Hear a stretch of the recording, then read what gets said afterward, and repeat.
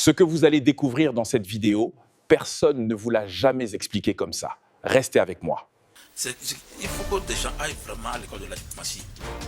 Celui qui était ton ami hier, aujourd'hui, peut être ton ami parce que vous faire passer un message. Est-ce que la vie des Guinéens n'est pas plus importante que tout ce que la CEDEAO voulait?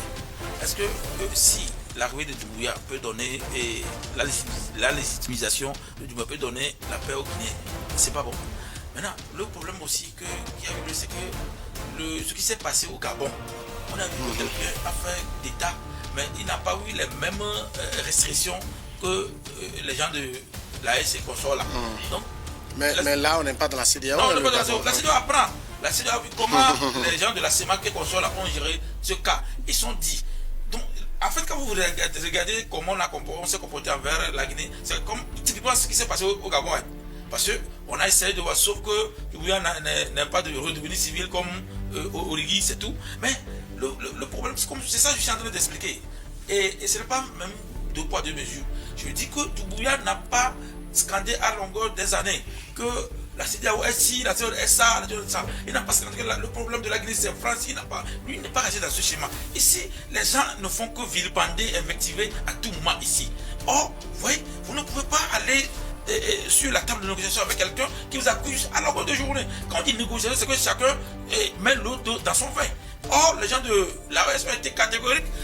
Vous savez, avec quand même l'AES, dès que le coup d'État a été perpétré, nous parlons surtout du Mali et du Niger, il y a eu tout de suite, en tout cas, réunion d'urgence, sanctions.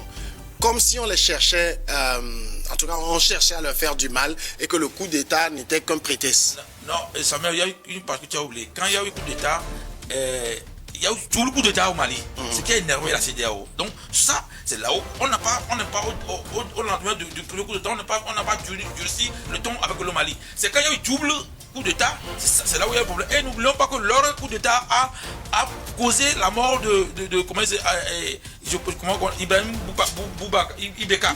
C'est pas le coup d'État. Non, il est mort. Les terroristes l'ont pris, l'ont séquestré un temps de la main de le libérer. Non, Ibeka, le président, non. Il y a 3 jours, on dit qu'on l'avait tourmenté plutôt. Ce n'est pas qu'il était en prison, on l'avait tourmenté. On parlait des militaires. Oui, quand les militaires ont pris, ils ont pris le président en étau et ils l'ont séquestré 2 ou 3 jours. Ça, psychologiquement, ça l'a créé problème. Même son fils disait que c'est comment les militaires l'ont traité qui a causé sacré console là. Donc ça voudrait dire qu'il y a eu mort d'hommes dans ce qu'ils ont fait comme coup d'État.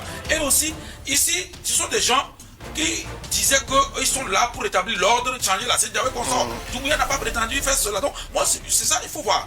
Et ce que la CEDEAO voit du côté de Doumbouya, en fait, c'est pas que Doumbouya est un bon élève ou quelque chose comme ça, mais lui, au moins, ceux-là ont été catégoriques. Ils ont dit, non seulement ils ne vont pas organiser des élections, que c'est quand eux, ils veulent qu'ils vont faire. Doumbouya, malgré la CEDEAO, il a demandé plus d'années, qu'on l'accorde de 3 ans pour sa transition. Mais ici, eux, ils disent qu'ils ne veulent pas voir la CEDEAO d'accord. Donc, c'est cela.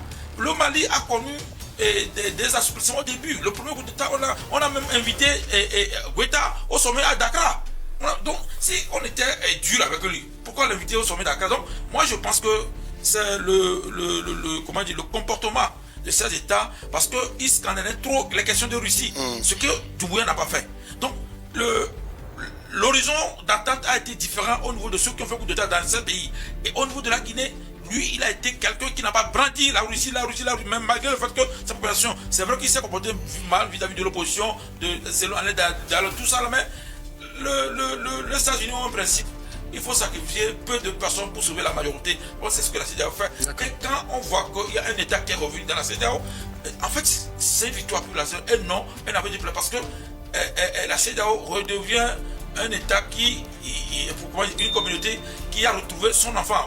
Je ne veux pas, je sais que vous n'êtes pas sœur, c'est pas pour, vous voyez, quand vous lisez le parabole de l'enfant prodigue, quand l'enfant est revenu, vous voyez comment le père s'est comporté. Donc la CEDEAO est un papa ici qui est content que son fils est revenu. Pas parce que c'est un bon fils, mais c'est qu'il est quand même revenu en reconnaissant qu'il a agi mal. Sinon, Doumbouya n'aurait pas organisé la session. Donc, ce que moi je voudrais poser comme problème juridique, est-ce qu'aujourd'hui, on peut dire que la CEDEAO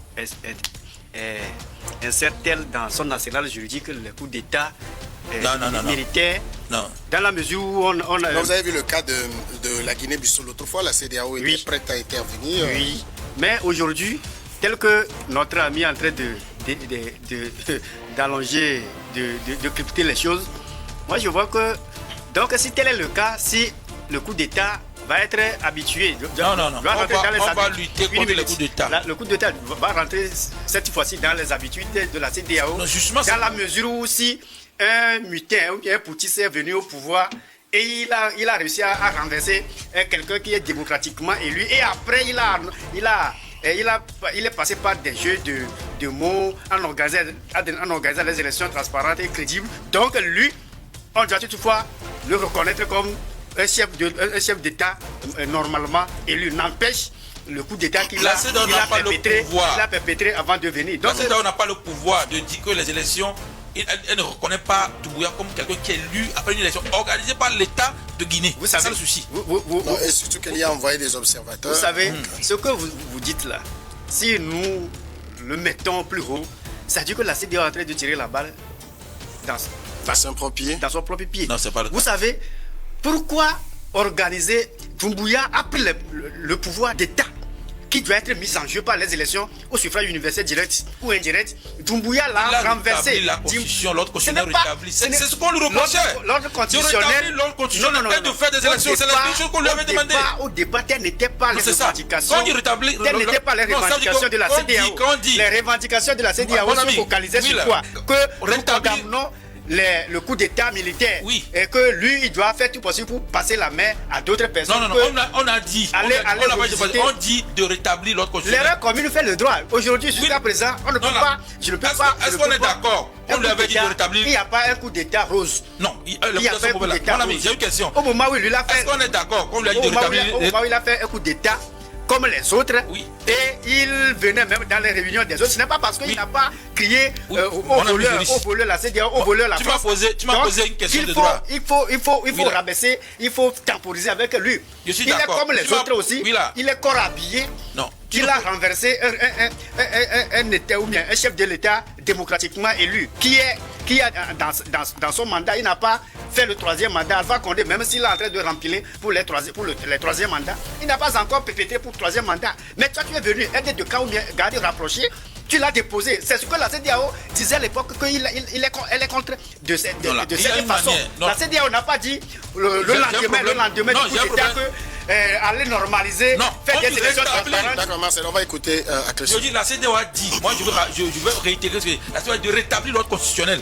Quand on... L'ordre constitutionnel, c'est que l'ordre constitutionnel, si nous mettons ce que vous appelez l'ordre constitutionnel, l'ordre constitutionnel, ça touche du doigt le président Alpha Condé. Il doit devenir respecter la constitution. L'ordre constitutionnel, c'est respecter la constitution. En 2005, écoutez, s'il vous plaît, Marcel, attendez.